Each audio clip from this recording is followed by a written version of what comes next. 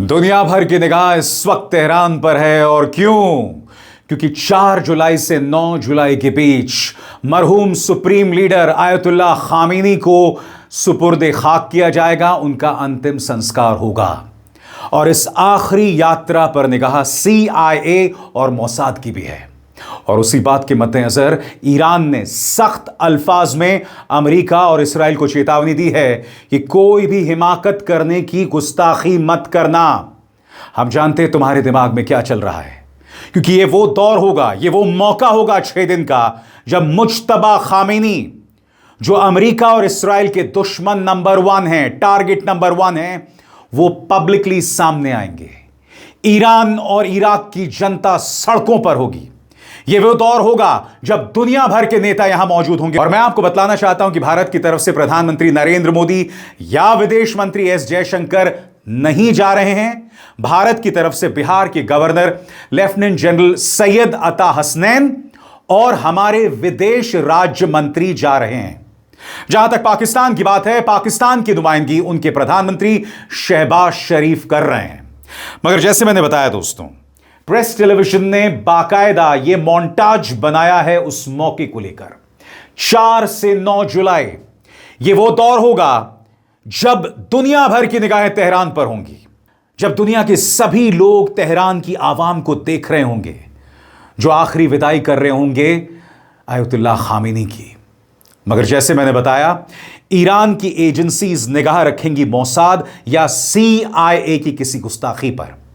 और ऐसे में खातम अल अनबिया के कमांडर, उनके प्रवक्ता जनरल अली अब्दुल्लाही ने अमेरिका को एक चेतावनी दी है, इस्राएल को एक चेतावनी दी है। उन्होंने कहा कि यह मौका आम ईरानी के लिए एक बहुत ही सेंसिटिव मौका है, एक बहुत ही संवेदनशील मौका है, लिहाजा कोई भी हिमाकत करने की गुस्ताखी मत करना। और मैं आपको बतलाना चाहता हूं कि उन्होंने क्या बयान दिया है आपकी स्क्रीन पर। Khatam al Anbiya central commanders के commander brigadier general Ali Abdollahi का शहीद हुए इस्लामिक क्रांति के नेता आयतुल्लाह सैयद अली खामेनी के अंतिम संस्कार पर, उनके सुपुर्द खाक पर यह संदेश। हम अमेरिका, ज़ायनी शासन यानी इस्राएल और उसके सहयोगियों को चेतावनी देते हैं कि किसी भी तरह की गलतफहमी या गलत कदम ना उठाएं। हालिया अमेरिका और इस्राएली हमले में इस्लामिक क्रांति के नेता और उनके परिवार की शहादत बहुत बड़ा नुकसान है, लेकिन उन्होंने ईरान की सैन्य ताकत और दुश्मनों को रोकने की काबिलियत को जिस तरह मजबूत किया और विरोध के मोर्चे को जिस तरह मजबूत बनाया, उससे ईरान पहले से भी ज्यादा ताकतवर बनेगा। आर्म फोर्सेस ने सभी ईरानियों से अपील की है कि वो बड़ी संख्या में अंतिम संस्कार यानी कि इस आखिरी यात्रा में शामिल होकर नेशनल इंटीग्रेशन, राष्ट्रीय एकता का प्रदर्शन करें। शहीद नेता को सही और सच्ची श्रद्धांजलि यही होगी कि उनके रास्ते पर चला जाए, इस्लामिक क्रांति की खासियत, अचीवमेंट्स की रक्षा की जाए और नए इस्लामी सभ्यता के लक्ष्य की ओर आगे बढ़ा जाए। हम अमेरिकी ज़ायनी शासन और उनके सहयोगियों को चेतावनी देते हैं कि इस मौके पर किसी तरह की गलतफहमी या गलत कदम ना उठाएं। सशस्त्र बलों ने ईरान की संप्रभुता की रक्षा करने का अपना संकल्प दोहराया, अपना कमिटमेंट दोहराया और नए सर्वोच्च नेता सैयद मुश्तबा हुसैनी खामेनी के प्रति पूरी निष्ठा यानी कमिटमेंट और आदेश पालन करने का भरोसा भी जतलाया। ईरान की सेना ने कह दिया अमेरिका की 2 बार सोच लेना। और यह चेतावनी न सिर्फ अंतिम संस्कार को लेकर है, क्योंकि आप जानते हैं दोस्तों, इस वक्त कतर में एक बातचीत हुई और उस बातचीत में क्या हुआ उसको लेकर अभी भी रहस्य बना हुआ है, मिस्ट्री बनी हुई है। इंतजार कीजिएगा दोस्तों, बस कुछ देर बाद मैं आपको बताने वाला हूं कि जो कतर में बातचीत हुई थी उसमें हुआ क्या। यह भी आपके लिए जानना बहुत जरूरी है। मगर गौर करें ईरानी आर्मी के इस बयान पर, 2 बार सोच लेना, क्या कहा गया है, गौर फरमाएं। ईरान के खातम अल अनबिया सैन्य मुख्यालय ने अमेरिका और इस्राएल को किसी भी गलत आकलन से बचने की चेतावनी दी है। कहा है कि अगर कोई गलती हुई तो उसका करारा जवाब दिया जाएगा। सैन्य मुख्यालय ने कहा, हम एक मजबूत ईरान के दुश्मनों, खासकर अमेरिका, ज़ायनी शासन और उनके सहयोगियों को वार्निंग देते हैं कि किसी भी तरह की गलतफहमी ना करें। बयान में आगे कहा गया है कि हम ऐलान करते हैं कि इस्लामी गणराज्य ईरान की आजादी, सुरक्षा और क्षेत्रीय अखंडता की रक्षा के लिए पूरी तरह तैयार है। इस बीच ईरान के राष्ट्रपति मसूद पेज़ेश्कियान सामने आए हैं और उन्होंने कहा है कि हम आयतुल्लाह खामेनी की शहादत को उनका जाना नहीं मानते, हम इसे एक सबक मानते हैं। गौर फरमाइए प्रेस टेलीविजन की खबर क्या कहती है। The martyrdom of our leader is not the end of the road but the beginning of a new chapter. आसान लफ्जों में, हमारे नेता की शहादत यह रास्ते का अंत नहीं है बल्कि एक नए चैप्टर की शुरुआत है, एक नए अध्याय की शुरुआत है। इस तरह से आयतुल्लाह खामेनी जो हैं आम ईरानी को भी इंस्पायर कर रहे हैं और आप अंदाजा लगा सकते हैं वो 5-6 दिन, क्योंकि 4 जुलाई को उनका जो अंतिम संस्कार है उससे जुड़े समारोह, उससे जुड़े फंक्शंस शुरू होंगे और ये लगातार 9 जुलाई तक चलेगा।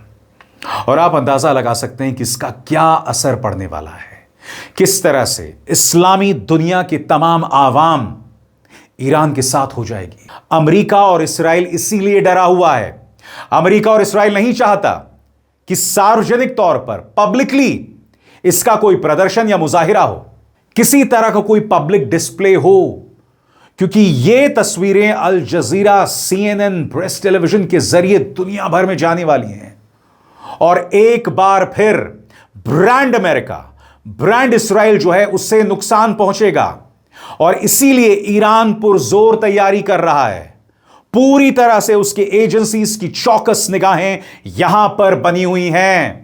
और अब एक जरूरी संदेश, सच के इस सफर में मेरा साथी बनिए, मेरा चैनल ज्वाइन कीजिए और इनमें से एक विकल्प, एक ऑप्शन चुनिए। शुक्रिया। मगर हां, अमेरिका के धमकी भरे तेवर जारी हैं। सुनिए अमेरिका के उपराष्ट्रपति जेडी वैंस क्या कह रहे हैं। जेडी वैंस के मुताबिक हम ईरान का जवाब देंगे, अगर वो हमारी बात नहीं मानेगा तो हम जवाब देंगे, अगर वो पड़ोसियों पर हमला करेगा तो हम जवाब देंगे। यानी कि अमेरिका के तेवर में धमकी बनी हुई है। सुने उन्होंने क्या कहा। If the Iranians try to rebuild the nuclear program, the president's got options, again, because of you. If the Iranians try to threaten their neighbors or fund terrorism, we've got options, again, because of you. But what we must never do is drop bombs just for the sake of dropping bombs. And that is what the president will never ask you to do. He'll ask you to go to war, yes, but when he asks you to go to war, he'll tell you exactly what you're going for, and I think that is what you should expect out of your political leadership. मगर आपके जहन में वही सवाल होगा दोस्तों कि Qatar में जो बातचीत हुई उसमें हुआ क्या। ईरान ये बार बार कह रहा है कि इस बातचीत का मकसद सिर्फ ईरान के जो पैसे फंसे हुए हैं उसे जारी करना था और इसके लिए ईरान के deputy foreign minister Kazim Gharibabadi के इस बयान की तरफ मैं आपका ध्यान खींचना चाहता हूं, जिसमें उन्होंने कहा है कि इस बातचीत का मकसद सिर्फ $6 अरब रिलीज करना था जो अमेरिका ने फ्रीज किए हुए थे। मगर जहां तक अमेरिकी राष्ट्रपति की बात करें तो वो इस बातचीत को ईरान के न्यूक्लियर पावर से जोड़ रहे हैं। बकौल Trump, the denuclearisation of Iran is moving well, जबकि ईरान ने कह दिया है कि बातचीत में न्यूक्लियर मुद्दे की कोई चर्चा नहीं हुई है। मगर सुनिए ट्रंप क्या कह रहे हैं। As far as things are going, the denuclearization of Iran is moving along well. They've had very good meetings, and we'll see. We hit them very hard for 3 nights, as you know, but we're getting along very well. So I call it the denuclearization, and it's all taking place. It's all going well. मगर independent news agencies के जरिए हमें दोहा में जो बातचीत हुई है, Qatar में जो बातचीत हुई है, उस बारे में क्या पता चला है। तो चलिए आपके लिए मैं तमाम एजेंसीज से जानकारियां लेकर आया हूं। अब जानने की कोशिश करते हैं कि क्या कतर में कोई ब्रेक थ्रू हुआ है। गौर फरमाएं, कतर में अमेरिका ईरान बातचीत पर अब तक क्या पता चला है।